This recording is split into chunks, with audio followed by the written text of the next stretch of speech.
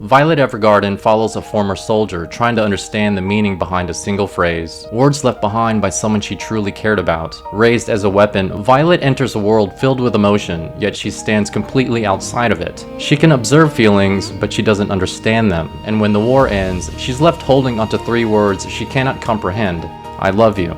Contradictions are at the heart of Violet Evergarden, a weapon searching for love, a girl writing emotions she cannot feel, and a journey in which empathy for others becomes the way she finds herself. She meets 7 people, each revealing a different piece of what love truly means.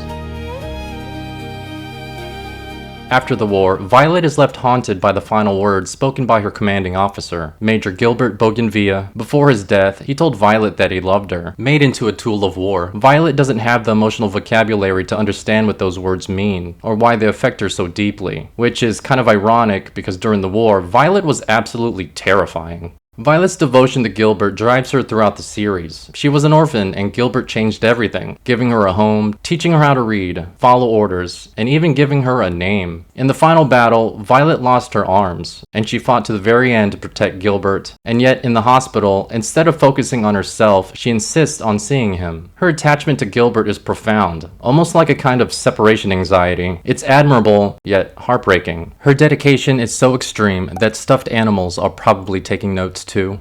Like in episode 1, to celebrate her recovery, Hodgins bought Violet 3 stuffed animals and told her to pick one. She chose the puppy. When asked why, Violet simply replied, "The Major's brother once told me, you're Gilbert's dog." The look on Hodgins' face says it all. Violet is a puppy without her master. Dietfried, this guy's a real piece of work. While working at the CH Postal Company, Violet witnesses an auto memory doll transforming a client's complicated feelings into a beautifully written letter. It's the first time she sees emotions translated into words. Auto memory dolls are, you can call them professional ghostwriters. Don't ask me why they're all women. Maybe the hiring manager just had a specific type. And no complaints here.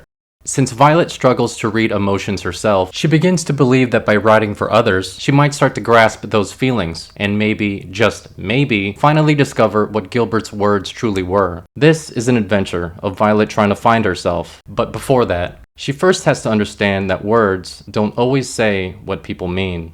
Violet's first lessons come through contradiction, taught by 7 people. One of Violet's earliest missions is to attend the Auto Memory Doll training school. There she meets Luculia, a fellow student. Luculia comes across as kind, always smiling, always willing to help, but she clearly doubts her own abilities. I mean, compared to Violet, anyone would feel inadequate. She rarely eats, remembers everything, types like a machine. She makes the others look like they're typing with mittens on. One day, Luculia and Violet end up working together and are asked to write personal letters on each other's behalf. Luculia wants to write letters to her parents, thanking them for everything they've done, and the places she hopes they'll go together someday. What a good daughter, this one. Violet, however, wrestles with expressing anything personal. Her letter sounds more like she's filing paperwork. As Violet struggles to understand others, Luculia reveals the truth behind her letter. The reality is, she doesn't have parents. They died in the war. The only family she has left is her brother, burdened by survivor's guilt. He blames himself for not being able to protect their mom and dad. Violet begins to see that even people who smile carry pain beneath the surface. In episode 4, Iris receives a personal request from her hometown. She's excited, eager to prove herself, but, and I can't believe I'm saying this, fell down some stairs.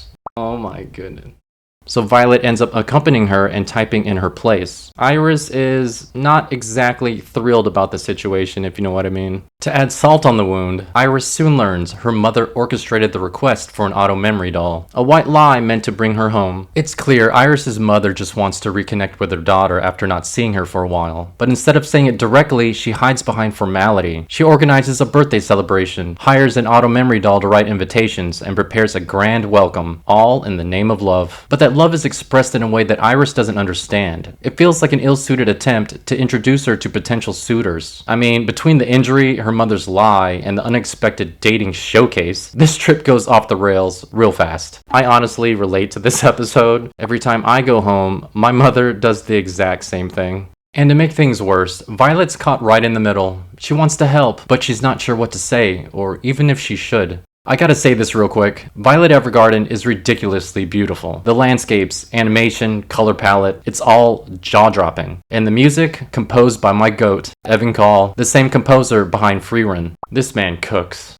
In episode 5, Violet helps Princess Charlotte write letters to her future husband, Prince Damien. It's a strange setup, something deeply personal built on politics and performance. And their letters are made public for everyone in both kingdoms to see. I mean, nothing says romance like a nationwide audience. The episode focuses on the connection between Charlotte and Damien. Charlotte plays the part of wanting Damien, but that contradiction carries into her relationship with Alberta, the court maid who raised her. One wants comfort like a daughter, the other holds the line as a servant. It's basically an emotional tug-of-war with royal etiquette. Before the wedding, Charlotte finally admits how much she'll miss her, and for the first time there's a crack in Alberta's composure, and that mask she's worn finally falters. You know the old saying, people don't always say what they mean. And now, Violet is starting to see it.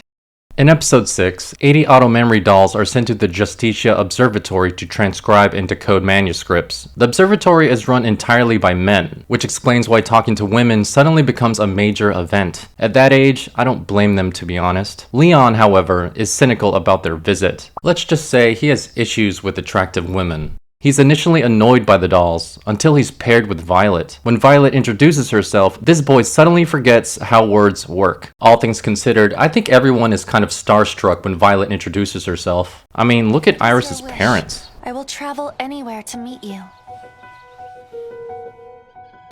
My name is Violet Evergarden. My goodness, those city dolls are certainly something else, aren't they? I always thought the doll's introduction was a nice touch. In the days that follow, Violet continues to surprise Leon, either by her typing skills, her independence, or the fact she quotes words from his history books in later conversations. She clearly catches his attention. Not long after, Leon asks why she became a doll. Violet explains it used to be her mission, but realized several people rely on her to carry their feelings into the future. She's proud of her work, and what she's able to accomplish so far, yet Violet can't help but wonder if she's truly worthy of carrying such responsibility. It's worth noting that Violet is known for her expressionless face, somewhere between RBF and a statue in the museum. The series brings it up every so often, and it pops up like a friendly reminder. But every now and again, the statue shows signs of life, because after meeting Leon, Violet's face softens into a genuine smile. In episode 7, Violet is assigned to Oscar Webster to help him finish his new play. Oscar has what I always wanted, a cabin in the woods. I'm so jealous.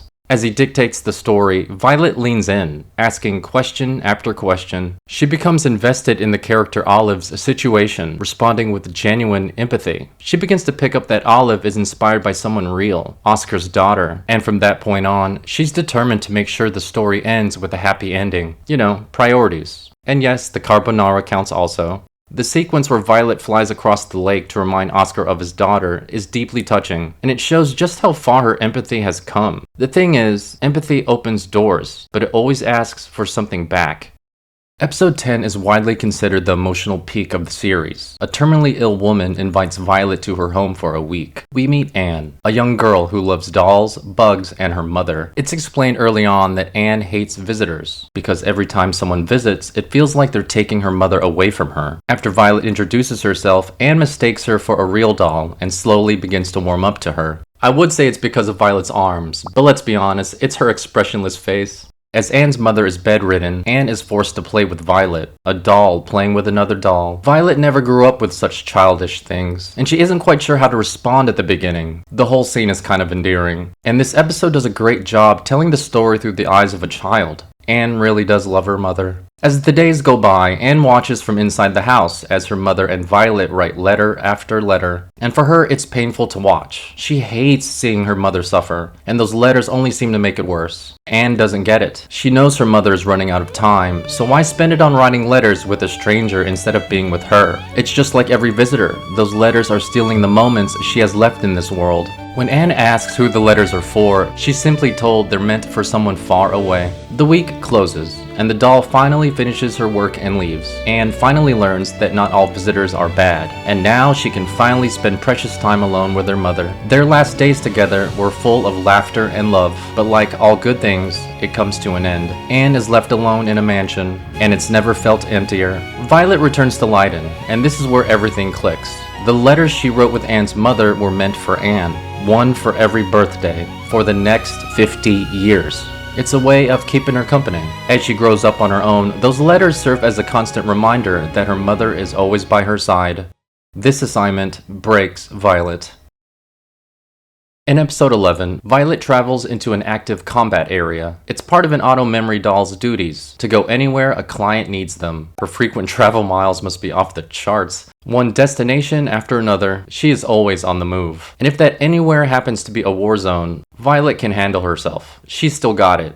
She meets Aiden just in time to hear his final request. She comforts him as best she could moments before his death, and delivers his final words to his family and Maria back home. Maria is Aiden's childhood friend, and before enlisting into the military, they confess their love for one another. It's unfortunate, but a life that was supposed to just be the beginning is now cut short. Violet crumbles once more. She knows that kind of loss all too well, and it hits her harder than she ever expected. Violet Evergarden is a journey about learning to understand emotions she was never taught to feel. Weapons are in need of no such affection, or at least, that's what she convinced herself. What makes the series so powerful are the contradictions that surround Violet's change. She begins as someone raised to follow orders, and gradually learns to listen. She writes emotions she struggles to connect to, and little by little, they begin to sink in. She helps others express love while discovering it for herself. Each encounter builds on the last. Some lessons are gentle, others leave scars. Together they form something bigger, a slow-burning transformation from weapon to person. Love in Violet Evergarden shows up in unexpected places. A sister who cares for her brother, a lie meant to bring someone home, a royal engagement anchored in honesty, cynicism turned into belief, a father writing one last adventure for his daughter, sitting beside someone who longs for her mother, and holding someone in their final moments. With every word and letter she writes, Violet starts to feel what those 3 words truly represent, and what had been there the entire time. She begins to see what's beyond the words, feeling both the warmth they give and the weight they carry. These feelings are no longer just words on paper. She stops watching and starts living. A puppy without a master, learning to walk on her own, forging a new life of empathy. And maybe that path might lead her back to him someday. She only has to stay true to herself and stay on course. Thanks for watching, and as always, remember to save your progress, because a single letter can echo for a lifetime. If you made it to the end of the video, please consider liking and subscribing. It really helps the channel. Thanks.